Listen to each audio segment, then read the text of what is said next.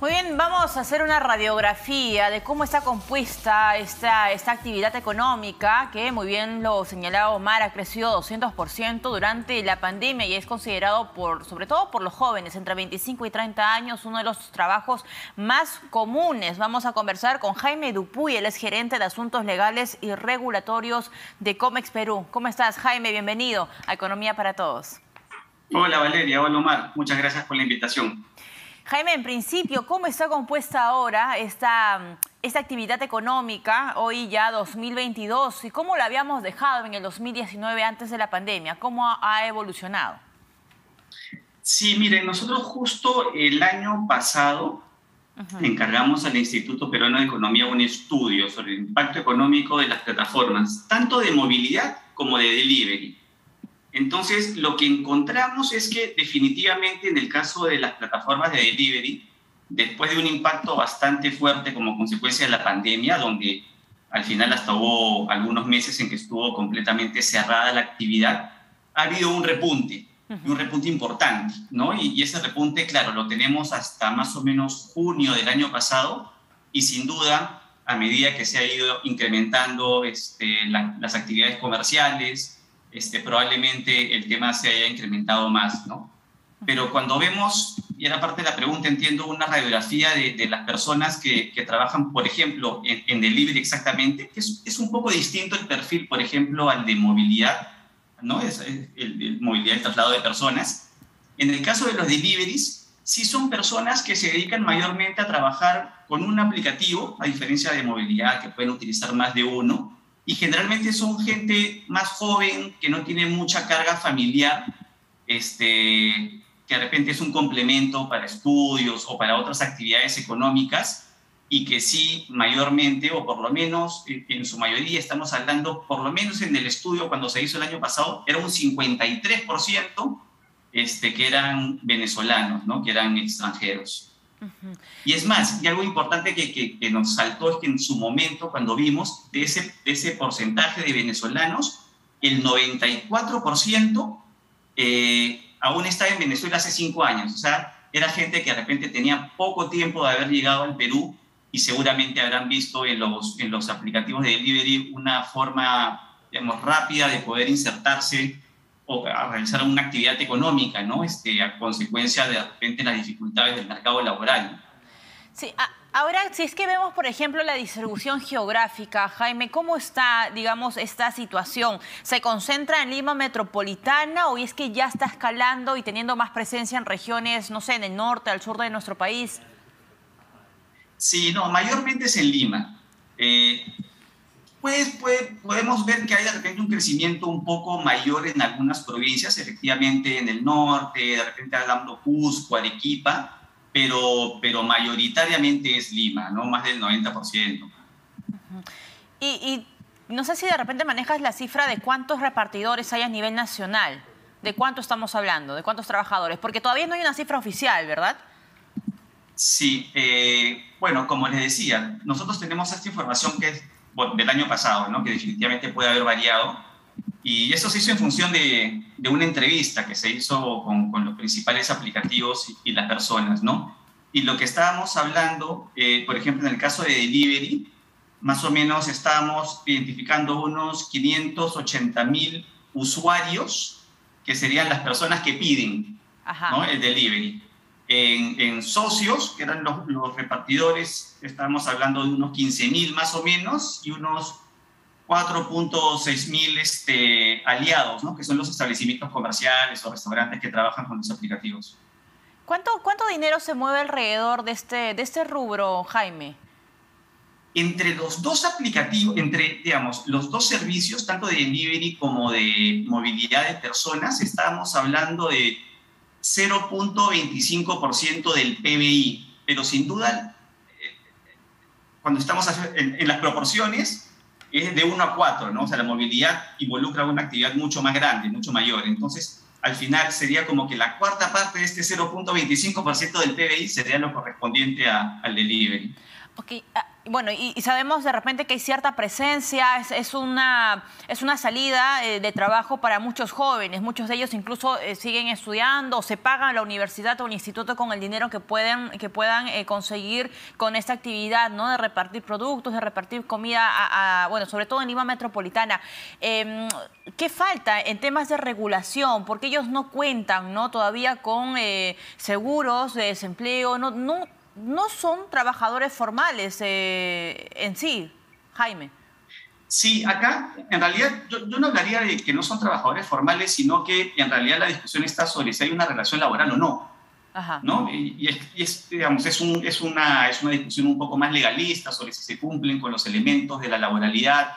Algunos opinan que sí, la gran mayoría entiendo que opinan que no, por las condiciones del trabajo, pero eso no quita a que no se deba de repente ver la forma en que se pueda asegurar un tipo de seguridad social, ¿no? O para justamente estas personas, ¿no? Porque el problema en el país, y no solamente para las personas que trabajan independiente en este sector, es que de por sí el porcentaje de trabajadores independientes en el Perú es muy alto, muy alto.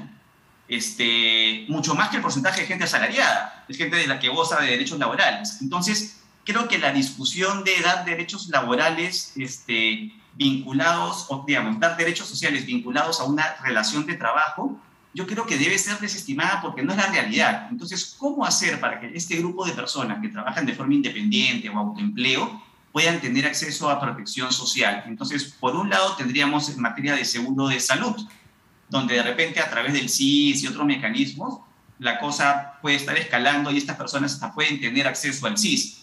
El principal problema donde vimos que sí es un poco más grave el asunto es en pensiones, ¿no? La seguridad social relacionada con pensiones, porque sí, estas personas al no estar en una relación laboral no están cotizando a algún fondo pensionario y difícilmente lo harían voluntariamente porque, digamos, si bien son ingresos que podrían considerarse hasta mayores de algunos negocios similares que están en una relación laboral, igual se necesita mucho la liquidez. Entonces, definitivamente no hay una cultura previsional voluntaria, ¿no? Entonces, ¿cómo hacer para lograr eso? Yo creo que eso es un reto de los reguladores, ¿no? Entiendo que hay varios proyectos de ley en el Congreso justamente que están tratando de crear estos mecanismos de repente a través de fondos individuales con cargo al IGB de los consumos que uno pueda realizar, ¿no? Entonces, hay condiciones imaginativas, ¿no? Yo creería que el establecer una relación laboral para otorgar esos derechos laborales no es necesariamente lo mejor, porque al final no es que del día para mañana, porque lo pongas en una relación laboral, todos van a estar en planilla, ¿no? Porque las empresas, y eso es una discusión que siempre hemos tenido, no son empresas que se dedican a esto, son empresas de tecnología, entonces no van a asumir toda esta carga en las planillas, ¿no? Los aplicativos. Ahora, Jaime, ¿cómo se calcula, digamos, las ganancias que ellos puedan tener, hombres y mujeres? Sabemos que en su mayoría son varones, pero ¿cómo se calcula la ganancia que ellos puedan tener al mes, al día? Al final, bueno, la fórmula depende de cada empresa, ¿no? Eso sí, yo no te podría dar la respuesta porque dentro del bolsón que podríamos llamar de aplicativos de delivery hay diversas empresas y cada empresa tiene su modelo particular.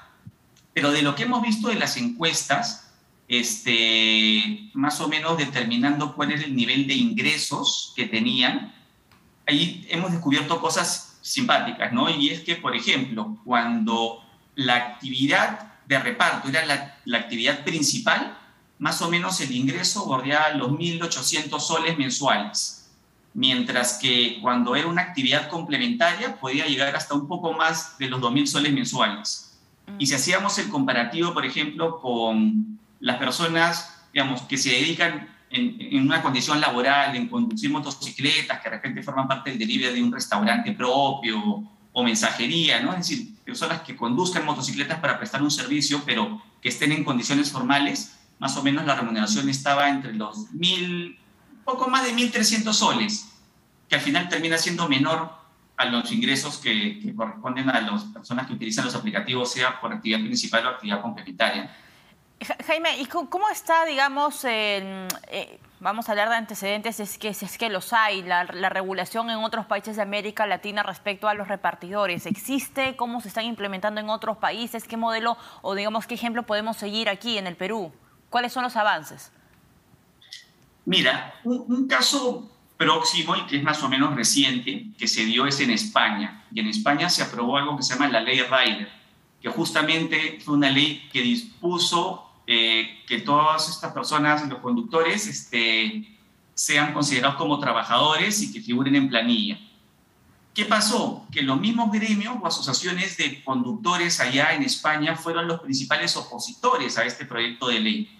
Porque el hecho de que los pongas en planilla quiere decir que van a tener que cumplir un horario de trabajo, van a estar sujetos a las instrucciones del empleador y pierden todo este elemento de flexibilidad que justamente caracteriza la actividad. Entonces, ¿qué sucedió? Primero, que se redujo considerablemente el número de personas que trabajaban a través o que prestaban sus servicios a través de los aplicativos. Incluso una de las plataformas más importantes se retiró de España porque el modelo de negocio cambió. Entonces, tienes que los principales opositores fueron los mismos repartidores. Entonces, qué interesante. Creo que es algo para tomarlo en cuenta acá. Sí, porque justamente viendo el estudio que ustedes han realizado, para un 37% de las personas que trabajan, digamos, en las plataformas de movilidad y delivery, los que lo ha empujado, digamos, a trabajar en este rubro es justamente el deseo de ser independientes, ¿no? Es un porcentaje incluso mayor al que menciona o a los que mencionan que es por necesidad económica, que es un 26%. Correcto, y eso va de la mano con justamente la voluntad o la actitud que tuvieron los conductores en España. Lo que sucede acá, estas personas prestan los servicios a través del delivery porque efectivamente las condiciones con las cuales se presta el servicio les son favorables por esos niveles de flexibilidad, de escoger sus horarios, de permitir que hagan otras actividades, mientras que si estuvieran en una condición laboral no pudieran hacerlo, ¿no? Es más, les podrían restringir hasta de repente a trabajar con otros aplicativos, etcétera. Muy bien. Pero Jaime, repito, nada de esto debería impedir que se vea seriamente el problema de protección social del trabajador independiente, que eso es lo que se tiene que, creemos a lo que se tiene que apuntar, ¿no? Listo, Jaime, muchísimas gracias por acompañarnos esta tarde en Economía para Todos. Jaime Dupuy, gerente de Asuntos Legales y Regulatorios de Comex Perú, haciendo una radiografía de cómo está conformado ese rubro del delivery, que ha crecido un 200%, pero que además merece una regulación y sobre todo la fiscalización